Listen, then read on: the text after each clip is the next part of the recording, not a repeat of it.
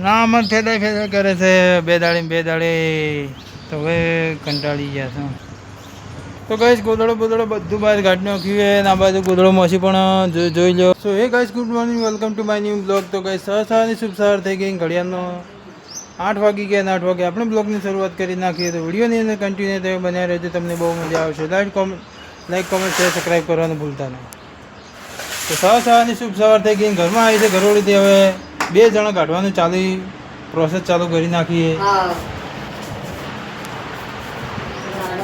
તો આપણે બધું ઘરમાં ફેદી ન છીએ,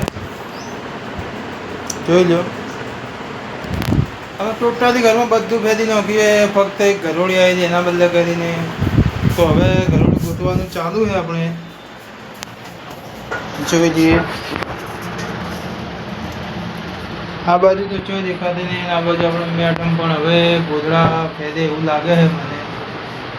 એ દિવસે પણ અગાઉ પણ બધું ફેદી નાખ્યું હતું, તારે બધું ફેદી હતું તો છતાં નથી નીકળે, પછી એના હાશે નીકળી હતી. તો આજે ફરી પાછા ગોદડા ફેદવાનું થઈ ગયું છે. આ જોઈ લો, આજે ફરી પાછા ગોદડા ફેદવાનું કામકાજ લઈ લીધું છે. તો ફાઇનલી ગાઈસ આપણે હે ને હવે આ બધું ફેદી નાખ્યું. તો આપણે હવે આ બાજુ ખૂણામાં ઊભું રહેવાનું કીધું છે. તો પણ ઘરોળી તો ઉડશે ને તો ફટ કરતી દેખાઈ જાય. તે આપણે એ દાડે ફેદ્યું હતું ને તો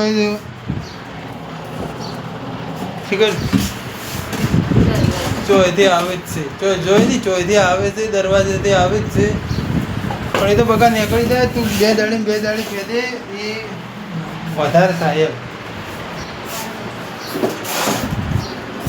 તો એક કામ કર કે બધું બહાર કાઢો પર કબાટ ને ઘઉં બધું બહાર કાઢો પર કાઢો.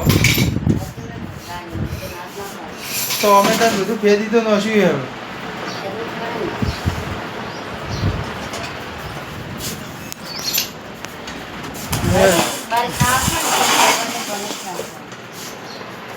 શું થાય?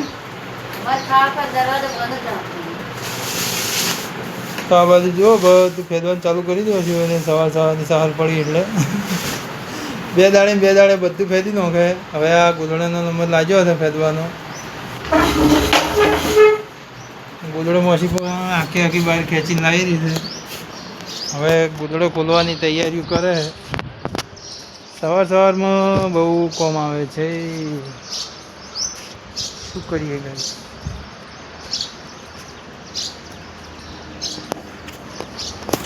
હવે ચોક હશે તો નીકળી છે, નહીં હોય તો કંઈ કહેતા નહીં. તો જણા મોટી તો વસ્તુ બહાર લઈ જવું પડી, એટલી જ ગળદી ઓછી થાય ચાલે. અને આ બાજુ પાણી આવ્યું. તો ગાઈસ ગોદડો બધું બહાર કાઢી નાખ્યું છે અને આ બાજુ ગોદડો મોસી પણ જોઈ લો બહાર કાઢી નાખીએ. કારણ કે બધું ફેદ્યું જ છે પણ હજુ સુધી તો કોઈ નીકળ્યું નથી. ના અમારે ફેદાય કરે છે બે દાડે તો હવે કંટાળી ગયા છો. બધું કામ કરવું સારું પણ આ ઘરમાંથી બધું ફેદવું એ બહુ કંટાળાવાળું કામ છે.